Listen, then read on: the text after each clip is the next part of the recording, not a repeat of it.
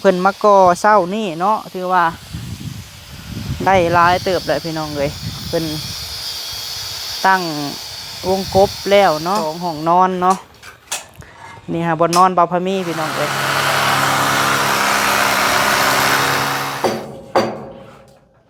22,000โดย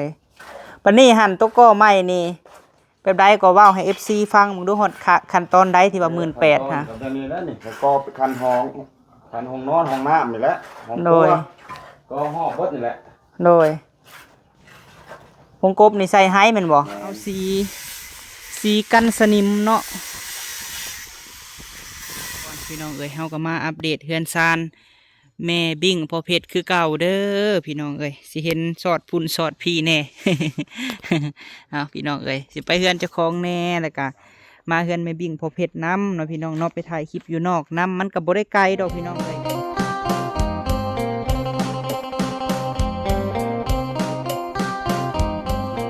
พี่น้องเนาะกับทักทายสบายดีสุคนเด้อพี่น้องเด้อเนาะพ่อบ่าวพามีอีกแล้วพี่น้องเอ้ยพบพ่อกันช่วงนี้แหละพี่น้องเอ้ยช่วงเที่ยงเนาะซื้อลาบซีนมาให้สร้างโทบุกแท้สร้างไงเนาะเศร้าเนี่ยเพิ่นเอาเงินไปให้เพิ่นไปซื้อสีพี่น้องเอ้ยซื้อสีแม่เพิ่นว่าอยากได้สีบราวน์บ่สีดำบ่เพิ่นว่าอยากได้เนาะโดยสบายดีเด้อสร้างเด้อซื้อลาบซีนมาให้โดย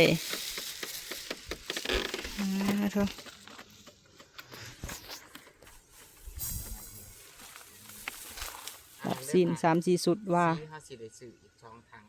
พ่อบอกทั้งหนึ่งได้หมดครึ่งยังแม่นบอกแต่ก็รวดจอดสองกับรวดจอดหรือทูบมีแต่เห็ดบินมาโลดแล้วว่ามียังไรทรงบอกค่อยเอาไปแต่งกินวันทองลาบกับน้ำต้มนี่สวยเลยกับละ750เนาะทางละ750พี่น้องเอ้ย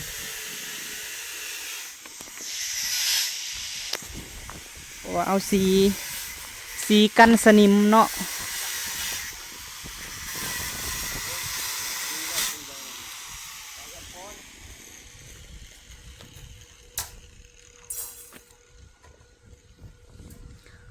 ซื้อมาเศร้านี่2บ่สั่งเรา2ถังเนาะซื้อเศร้านี่แหละพี่น้องเอ้ย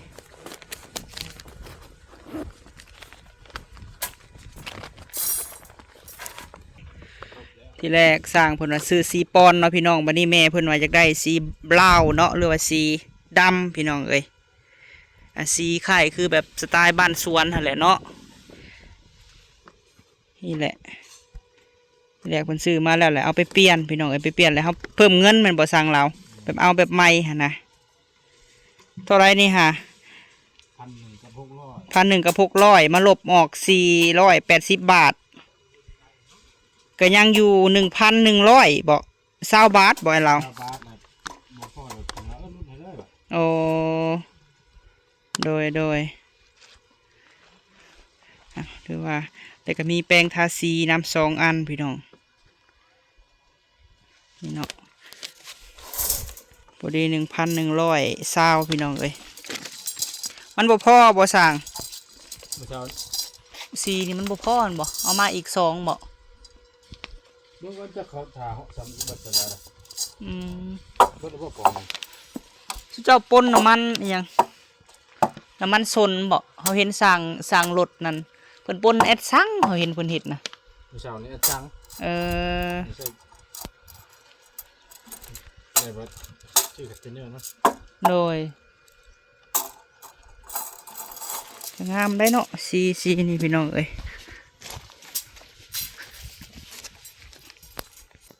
เป็นสี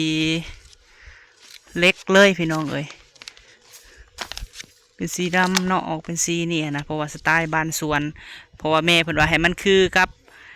ในหูปพี่น้องเอ้ยคือกับในหูปที่ว่าเฮาแบบเพื่อนเนาะอยากให้มันคล้ายคือการแต่ก็คืออะไรพี่น้องเพราะว่า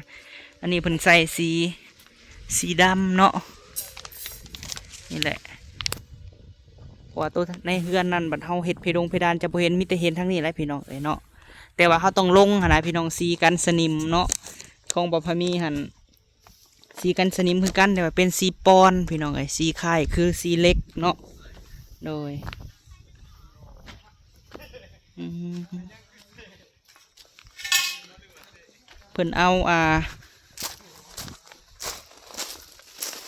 ลูซิ่งมาให้แล้วเนาะลูซิ่งเพิ่นเอามาให้เลยเพิ่นเอิ้นสีฟ้าบ่ในวันทองโอ้สีน้ำเงินบ่อันนี้ไม้ปันลมพี่น้องเอ้ยมันออกสีไข่ๆเนาะหรือว่าขาวเป็นไข่ๆนี่แหละเนาะอันนี้หาเป็นสีไม้อันนี้ฟ้าเชอร่าเป็นสีไม้เลยพี่น้องอันนี้ไม้ปันลมเนาะโดยอันนี้เป็นคือซีเมนขอบข่างบ่สั่งเราแม่เพิ่นเอาสีเดียวเลยเนาะโดยว่าอันนี้หั่นสบูนเพิ่นสั่งพี่น้องเอ้ยทั้งเอื้อยเพิ่นอันนี้จักแมตรก็ความยาวนี่ฮะสั่งตัวนี้10 เมตรโอ้ตัวนั้น3 เมตร โดย3 เมตร 5 10 เมตร 13 แพร เล็กนี่ก็สั่งมาใหม่บ่เล็กนี่โอ้แต่ก่อนหั่นเนาะเขาก็ลืมมีแต่แม่เพิ่นเอาครอบข้างอันนี้กับอะลูซิ่งนี่เป็นสีเดียวเลยพี่น้องเอ้ยราคาเท่าไรแผ่นเท่าไรนี่ไอ้10 เมตรโอ้สำกันตัวนาเลยมันมีขนาดบินโดยไปกินข้าวรถไหนก็ได้เวลาจังเบิ่งเพราะว่าเวลาเจ้าจังส่งให้สบุญก็ได้ส่งแล้วหูโอ้อยากเก่าอยากเก็บไว้เลยโดย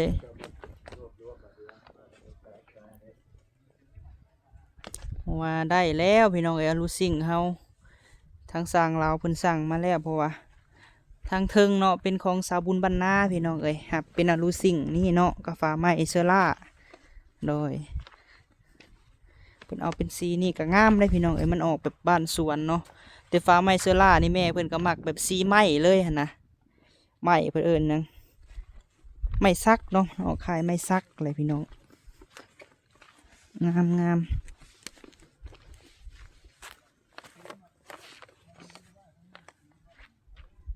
นี่เนาะคือว่าเป็นหูเป็นห่างแล้วพี่น้องเอ้ยสร้างก็รวดเร็วคักเนาะให้เป็นทาสีกันสนิมพี่น้องเอ้ยบ้านเฮาก็เอิ้นข้าวเมี่ยงเนาะเพราะว่าอนาคตยามมันข้าวเมี่ยงพี่น้องเอ้ยเกิดสนิมเนาะเขาต้องลงสีไว้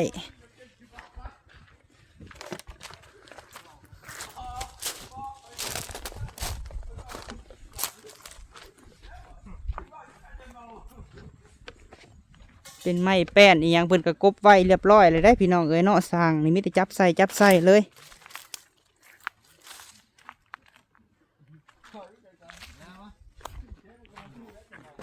กินเลยได้สร้างเด้อกินแล้วเลยได้ทางนี้เพราะว่าทางสร้างบัพพมีเพิ่นก็มาเฮ็ดเวียกพี่น้องเอ้ยจังหน่อยเขาจังไปเบิ่งสร้าง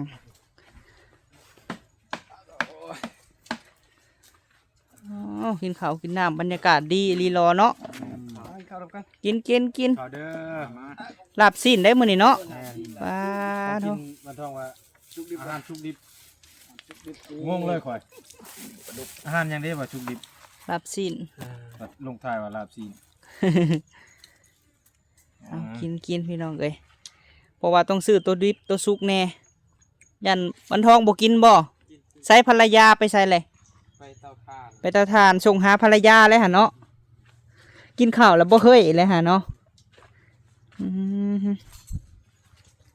ถ่ายยังเด่นถ่ายอันไหนถ่ายถามอยู่เนาะว่าเรามีบ่ โอ้ เราจะมาเอาไปไกล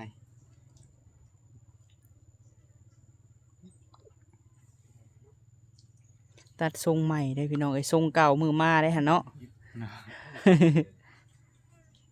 ก็สิเปิดช่องให้เพิ่นอยู่ได้พี่น้องเด้อเนาะถ้าติดตามเนาะ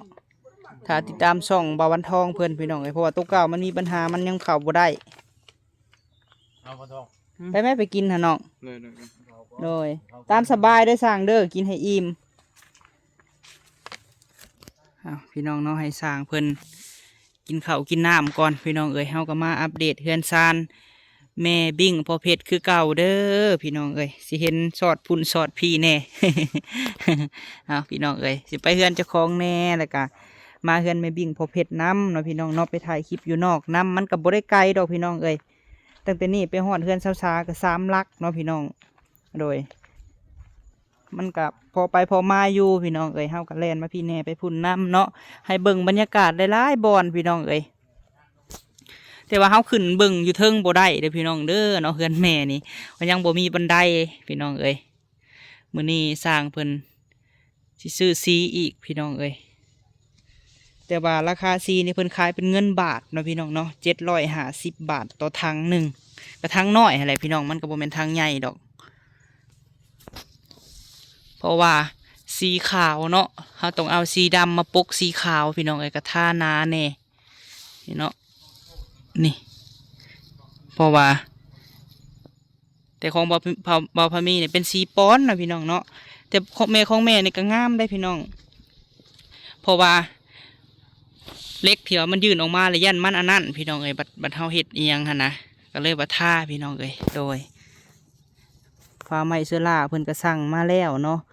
กับอาลูซิงมุงไม้ปันลมพี่น้องเอ้ยไม้ปันลมก็ออกไข่ๆเนาะหรือว่าสีขาวกับโบแมนขาวดอกพี่น้องเอ้ยออกสีไข่ๆหั่นนะโดยเอามาอัปเดตถือว่ารวดเร็วทันใจพี่น้องเอ้ยเพิ่นท่านี่แล้วท่าให้มันแห้งเพิ่นกะสีมุ่งแหละพี่น้องเอ้ยเพราะว่าโทรหาสาบุญบรรณาอยู่พี่น้องเอ้ยก็แสดงความเสียใจเนาะทางพ่อของเบาจันพี่น้องเอ้ยเพิ่นกับบ่ได้มาสาบุญก็ได้เนาะผู้แลมื้ออื่นผู้แลพี่น้องเอ้ยมื้อเพิ่นว่างเวียกเนาะเพราะว่าพวกเฮาก็เฮ็ดเวียกน้ำกันหรือว่าเฮ็ดให้พ่อกับแม่ก็เวียกน้ำกันนี่แหละพี่น้องเอ้ยโดยตู้เพิ่นไปเตาถ่านมื้อนี้เนาะประตูปิดตะม่อมอยู่พี่น้องเอ้ยเนาะมื้อนี้ก็ยังตะลมตะล่างพี่น้องเอ้ยเพิ่นก็สิแบ่งหน้าเวียกหน้างานกันทั้งสร้างไผก็ว่างามพี่น้องเอ้ยสร้างชิมือเป็นคักเลยกะแบบงามนะค่ะสิเว้ากันเนาะบ่าวพามีก็ว่างามพี่น้องเอ้ยเพราะว่ามันมีตะลมตะล่างที่ว่าสะดวกสบายพี่น้องเพราะว่าเฮาบ่ได้ก่อเบิดก่อเฉพาะแต่ห้องนอนห้องครัวกันนั่นน่ะก็โล่งแม่เพิ่นว่าสร้างเพิ่นเทคานแล้วพี่น้องเอ้ยมันก่อเนาะยังบ่ทันเทคานมีแต่ก่อขึ้นถ้าแต่คำสั่งจากสร้างพี่น้องเอ้ยเฮาก็มีหน้าที่ที่ว่าซื้อเครื่องซื้อของมาให้เพิ่นสั่งดินสั่งหยังมาให้เพิ่นเนาะถ้าแต่คำสั่งจากสร้างเราถือว่าไวอยู่พี่น้องเอ้ยเฮ็ดก็บ่กี่มื้อเนาะปานนี้หันโซนนี่หันเพิ่นใส่เป็นเหล็กพี่น้องเอ้ยเสาเนาะนี่มันจอดเหล็กใส่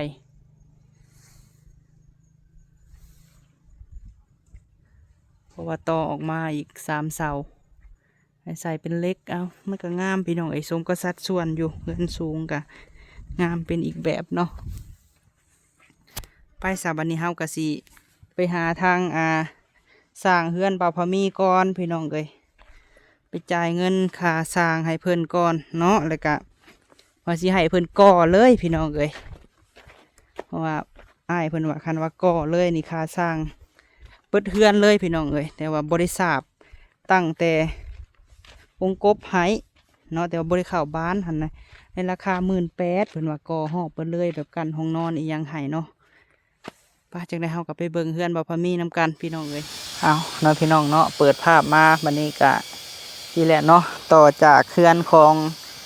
แม่บิ้งพี่น้องเอ้ยก็มาเบิ่งสร้างเพิ่นเฮ็ดเฮือนเฮ็ดชานของบ่าวพามีเด้อพี่น้องเอ้ยกับมื้อนี้เฮาสิจ่ายค่าสร้างพี่น้องเอ้ยเพราะว่างบจุดก่อนหันเนาะทางหลังคาที่ว่าเพิ่นมุงให้เบ็ดเซ็ตพี่น้องเอ้ยตะกี้นะอ้ายเพิ่นว่า15,000หรือว่า15,000เนาะก็รุดได้อยู่14,000พี่น้องเอ้ยมาเพิ่นต่อ3 เสาออกมาหันแล้วก็มุงหลังคาแล้วก็จอดเล็กหันเนาะพี่น้องเนาะก็อยู่ที่8,000พี่น้องเอ้ยรวมทั้งหมดทั้งมวลก็ 22,000 บาทเนาะเฮาก็สิมาจ่ายให้ทางสร้างรถพี่น้องวันนี้ทางสิให้เพิ่นก่อเลยพี่น้องเอ้ยทางก่อเบิดเลยเนาะแต่ว่าบ่ได้สาบพี่น้องเอ้ยก่อเป็นห้องแล้วก็ตั้งโครงกบเนาะแต่บ่ได้เข้าบานรวมเบิดเทือนนี่คือเพิ่นก่อคืออยู่ที่ 18,000 บาทพี่น้องเอ้ยโดยเอาเข้ามาจังไดก็เป็นกำลังใจให้บ่าวพามีเด้อพี่น้องเอ้ยสร้างเพิ่นมาก่อเช้านี่เนาะถือว่าได้หลายเติบเลยพี่น้องเอ้ยเพิ่นตั้งวงกบแล้วเนาะอันนี้ก็วงกบบ่าวพามีก็ได้แล้วพี่น้องเอ้ยยังแต่บล็อกแก้วเนาะหรือว่าลูกแก้วนี่แหละพี่น้องเอ้ยเพิ่นเอิ้นเนาะโดยโซนนี้เป็นห้องครัวพี่น้องเอ้ยเพราะว่าบ่าวพามีไว้สิให้เพิ่นก่อขึ้นปันไดปันหนึ่งเนาะก่อขึ้นสูงเดือบเลยสีจอดเล็กใส่พี่น้องเอ้ยเพราะว่ามันจังโล่งแน่เนาะมันออกมานี่ก็ประตูพี่น้องเอ้ยประตูออกมานี้เนาะแต่กับประตูทางในเนี่ยมันเข้าไปในพุ่นเลยให้สร้างพุ่นมาทางสร้างแอร์สบายดีเด้อสร้างเด้อบัดทุกคน ไวอีหลีเนาะโธ่สร้างรถนี่สร้างแอร์เพิ่นวางเวียกบ่เนาะอย่ามาซอยกันตั้งวงกบเป็นเนาะสร้างรถเนาะไวอีหลีพี่น้องเอ้ยสบายดีเด้อสร้างโจ้เด้อ โดยเริ่มเป็นหูบห่างแล้วพี่น้องเอ้ยเป็น2 ห้องนอนเนาะนี่ฮะบนนอนบ่าวพามีพี่น้องเอ้ยเพราะว่าผู้ชายต้องนอนด้านหน้าเนาะนี่ก็เป็นห้องสมมุติราตรีมานอนกะมาพี่น้องเอ้ยไอ้ตู้มานอนกะนอนในห้องหากไม่ตู้หาโซนลายให้อยากนอนนอกสร้างรถเอ้ย แมนแต่โซนนี้พี่น้องเอ้ยโซนนี้เป็นห้องน้ำเนาะอันนี้ให้เป็นเฮือนครัวพี่น้องเอ้ยเป็นโซนห้องครัวเดี๋ยวเราสิใส่ประตูออกเฮือนครัวอยู่นี้เนาะเดี๋ยวว่ากั้นเอาห้องน้ำพี่น้องเอ้ยกั้นเอาบ่ได้เฮ็ดเต็มห้องเนาะกั้นเอานี่เป็นห้องน้ำโซนนี้พี่น้องตั้งวงกบขึ้นวงกบห้องน้ำเพราะว่านี่แหละเนาะอันนี้มันโซนห้องน้ำห้องในพี่น้องเอ้ยอันเต็มห้องมันก็สิใหญ่โพดเขาสิบ่ได้พื้นที่ห้องครัวนะเอานี่แหละพี่น้องเอ้ยประมาณ2 เมตรคูณเท่าไรก็ไอ้รถของ2 คูณ 3.50 เนาะเลยตอนนี้มากก็เป็นห้องครัวใหญ่เลยพี่น้องเอ้ย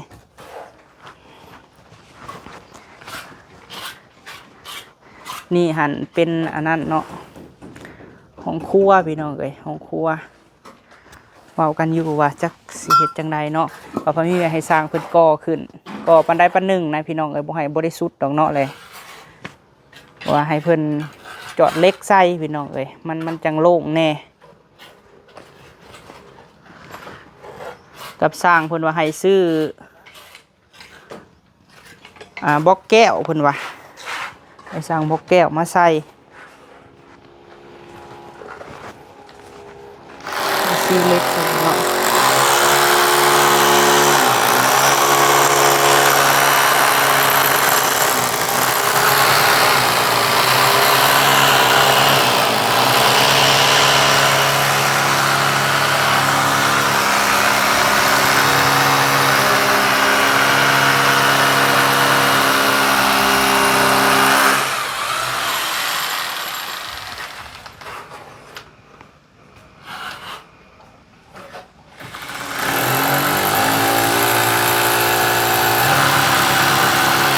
เพราะว่าเป็นเฮือน2 ห้องเนาะพี่น้องเนาะแล้วก็สิมี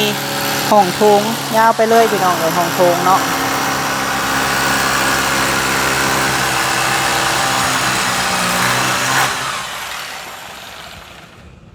เพราะว่านี่หั่นเป็นระเบียงพี่น้องเอ้ยบ่ปะมีบ่ได้กั้นห้องเนาะการกั้นห้องมันก็สิอยู่ห้องอยู่นอกเลยบ่กั้นพี่น้องเอ้ย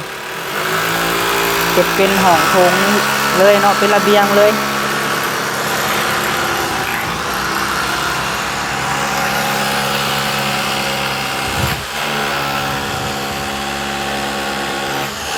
ตอนนี้เพิ่นก็ตั้ง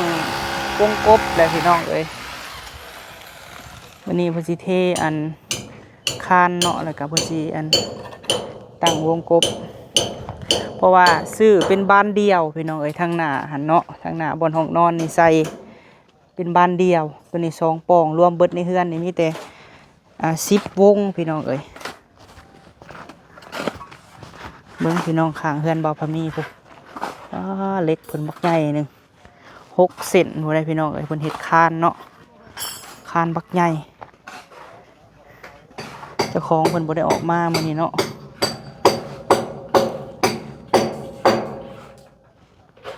นี่ฮะแม่นห้องโถงเบิดเลยพี่น้องเอ้ย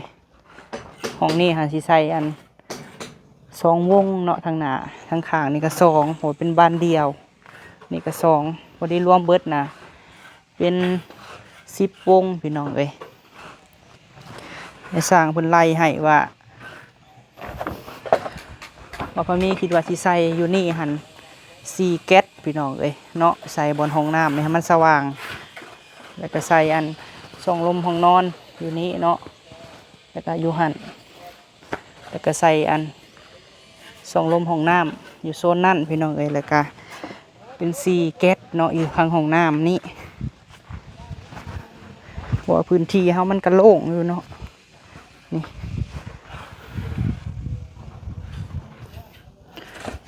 บ่พอมีจงไว้กว้างอยู่พี่น้องเอ้ยอันนี้ก็นี่เนาะเฮือนเพิ่น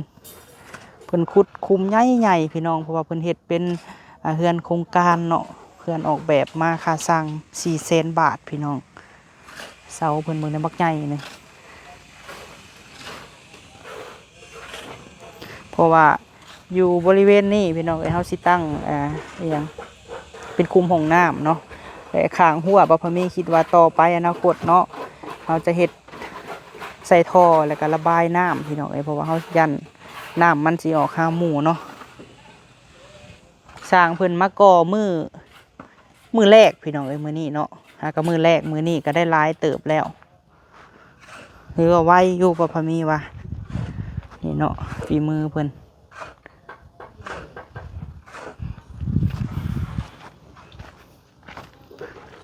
ทางนี้อันเป็นโซนครัวพี่น้องเอ้ยโซนครัว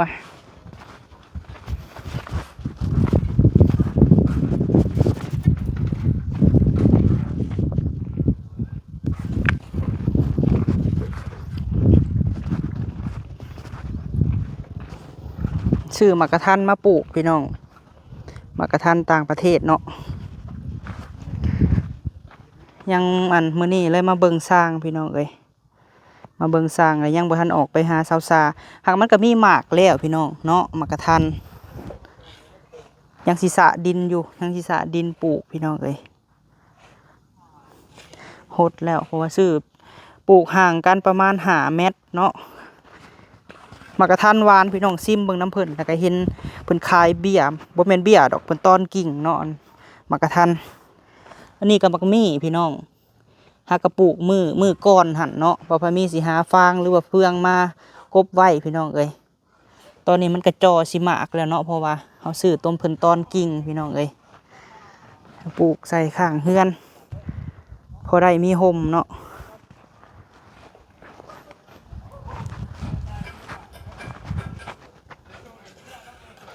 ถือว่าทั้งหมดทั้งมวลนี่พี่น้องเอ้ยที่สร้างเพิ่นก่อหรือว่าเพิ่นกั้นห้องให้ก็แม่นค่าสร้าง 18,000 พี่น้องเอ้ย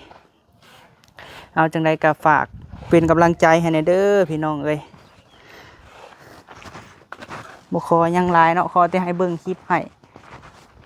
สู้พี่น้องเอ้ยบุกบืน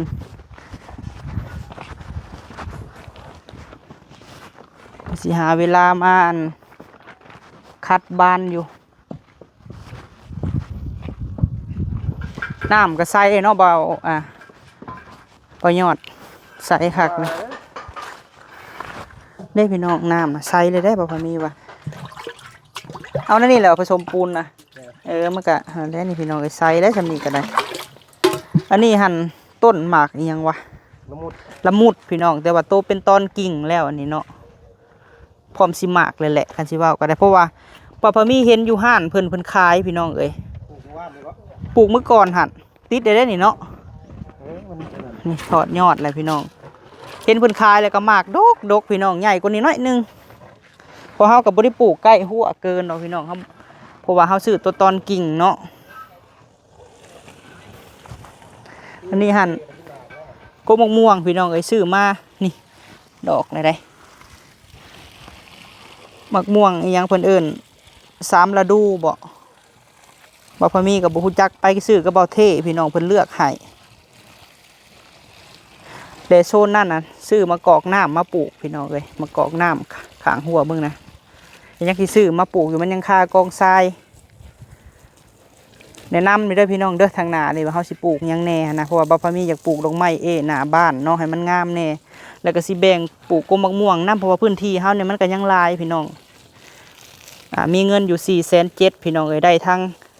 ต้นหมากนี่ก็อันนี้ค่ะหมากละมุดแล้วก็หมากม่วงหมากมี่พี่น้องแล้วก็หมากกระทันแล้วก็หมากกอกน้ำเนาะ470,000นี่ได้หลายอย่างอยู่เพราะว่าเฮาซื้ออยู่เซโนพี่น้องเอ้ยมีสายไฟเพิ่นเนาะเพิ่นก็ลงไป4สายคือกันพี่น้องแต่เพิ่นก่อเป็นดินจี้พี่น้องเอ้ยเบิ่งเล็กเพิ่นเล็ก12วักใหญ่นึงเนาะเพราะว่าเพิ่นเฮ็ดเป็นเพื่อนแบบโครงการหับเมาหั่นนะพี่น้องสิได้เป็นเพื่อนบ้านกันเฮาสิได้อยู่กลางหมู่อะไรพี่น้องเอ้ย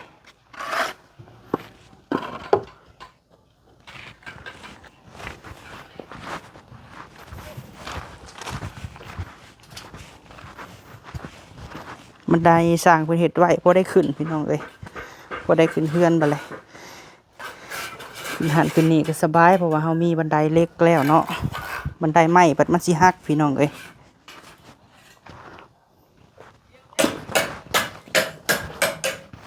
นี่4ก้อนบ่นี่ฮะบ่โจ4ก้อนแล้ว4อันนั้นเลยมันบ่ ไปโรงเรียน โอ้เพราะว่าหน้าต่างเรือปงเยี่ยมทำบ้านเดียวพี่น้องเม็ดเศร้าเนาะเพราะว่าเพื่อนเขามันสูงสำนี้เขาเลยเอาเม็ดเศร้า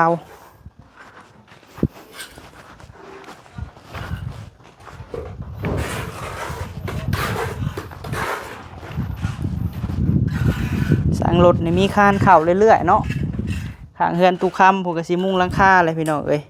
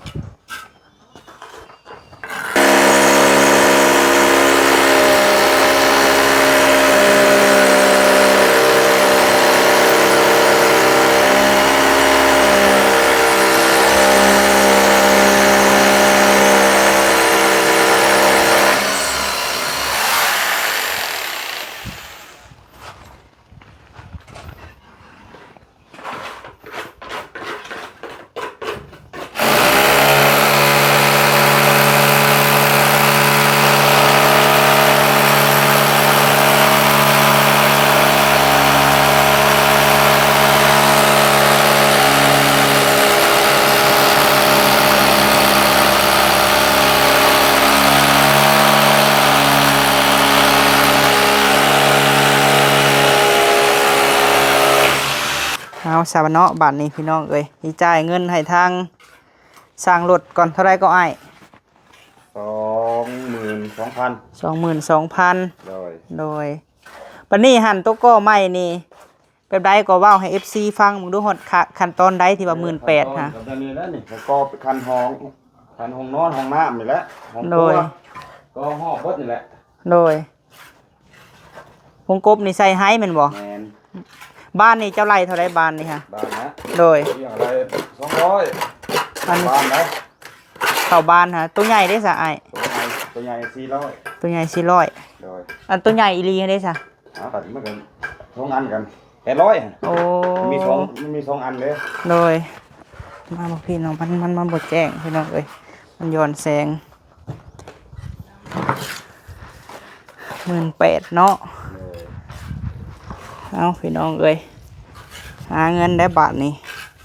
จากที่ว่าหากะหากว่าเก่าอีกเนาะไอ้เนาะ เฮ็ดจังได้สันเฮ็ดเฮือนก็ได้อยู่แม่นบ่อันซื้อกินก็อิ่มท้องชั่วคราวเนาะ กินกับเบิดไปเรื่อยๆแล้ว หมดไปซื่อๆพี่น้องเอ้ยจังไดบ่พอมีสิมอบเงิน 22,000เนาะให้ทางสั่งรถก่อนพี่น้องเอ้ยค่ามุงหลังคาแล้วก็ค่าจอดเหล็กนะพี่น้องค่าตั้งเสา3เสาคือว่าครบเสร็จหลังคาเนาะไอ้เนาะ แล้วก็ต่อ3เสาออกหันพี่น้องเอ้ยโดยอ้ายอ่ะโดยเดี๋ยวว่า เอาเด้อ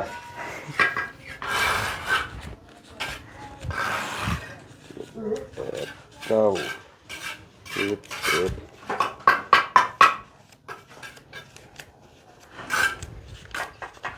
โอเค ครบเนาะ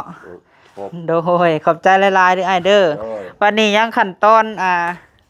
จ่ายตัว18,000นี่บัดนี้เนาะ โดย พี่น้องเอ้ย หมดแล้วพอแล้วแต่ ขอแล้ววะโดยเอาพี่น้องเอ้ยจ่ายเรียบร้อยเนาะให้สร้าง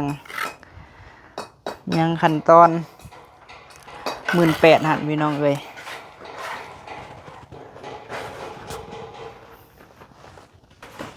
ตอนนั้นขอโทษมึงไม่ต้องถอย เอาคือว่าไม้ฮะเป็นไม้แดงเด้อพี่น้องเอ้ยขอบบุญขอบคุณเนาะแม่ใจดีเพิ่นอยู่ทางต่างประเทศพุ่นแหละพี่น้องเอ้ยเพิ่นว่าให้เอาไม้ก็เอาเป็นไม้แดงเพิ่นว่ามันจังทนลูกเอ้ยเพิ่นว่าเนาะโดยเอาจังไดก็ขอบบุญขอบคุณเด้อพี่น้องเอ้ยบ่พอมีได้จ่ายค่าสร้างเรียบร้อยเนาะเป็นเงินของแม่บุญทวีพี่น้องเอ้ยเพิ่นอยู่ทางออสเตรเลียเนาะแล้วก็สมทบใส่กับเงินบ่าวพามีเองนี่แหละพี่น้องเอ้ย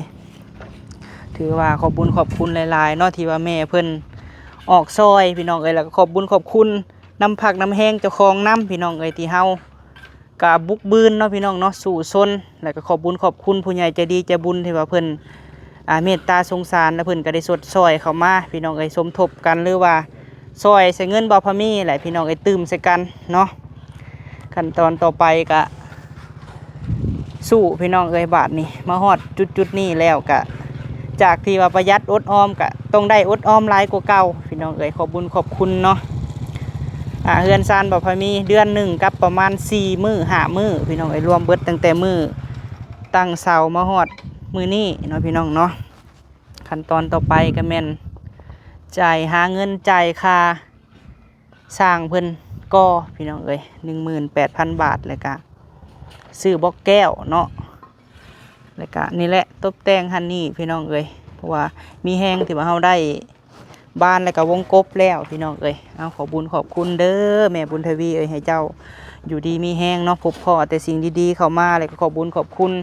แม่บิ่งพ่อเพชรเนาะลืมบ่ได้กับทั้งแม่ลัดแม่เรื่องนํ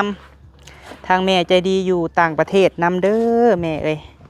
แล้วก็ทางแม่วงแล้วก็แม่น้องเนาะแล้วก็ทางแม่เล่นแล้วก็พ่อวงพี่น้องเอ้ยสุคนที่มาให้กำลังใจลูกชายบ่ป้าบ่ทิมโดยขอบบุญขอบคุณสู่หม่องสู่บอนสู่ไปน้ำกันพี่น้องเอ้ยเก็บหาเก็บซิบอดออมช่วงนี้ก็ได้บืนพี่น้องเอ้ยคลิปละ4-5,000 วิว 3-4,000ก็ลงหลายๆคลิปเอาอาศัยว่าหลายคลิปพี่น้องเอ้ยไปพ่อๆกันคลิปหน้าเด้อพี่น้องเด้อสำหรับคลิปนี้ไปแล้วพี่น้องเอ้ยฝากกดไลค์กดแชร์เนาะสบายดีพี่น้อง